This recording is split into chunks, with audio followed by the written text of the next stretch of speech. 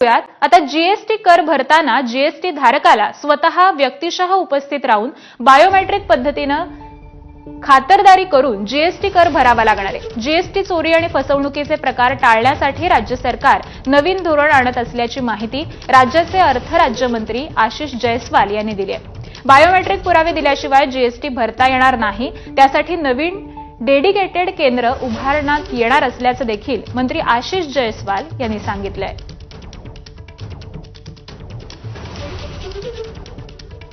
त्यामुळे मंत्री आशिष जयस्वाल यांनी ही मोठी घोषणा केलेली आहे। बायोमेट्रिक पुरावे दिल्याशिवाय आता जीएसटी हा भरता येणार नाहीये। पॅन कार्ड वगैरे वापरून अशा पद्धतीचं रजिस्ट्रेशन करून जीएसटी बुडवल्याची तक्रार आलेली आहे। आता सध्या सायबर क्राईम एक नवीन आव्हान सरकारपुढे आलेलं आहे आणि आता जीएसटीमध्ये देखील आता आपण नवीन टेक्नॉलॉजी बायोमेट्रिक करून डेडिकेटेड आधार केंद्र देऊन आणि फील्ड व्हिजिट करून अधिकाऱ्यांची याची फेरतपासणी करण्याची एक नवीन कार्यपद्धती देशामध्ये पहिल्यांदा महाराष्ट्र विकसित करत आहे आणि अशा पद्धतीचा गैरप्रकार होऊ नये आणि कुठल्याही गरीब व्यक्तीची फसवणूक होऊ नये त्या दृष्टीने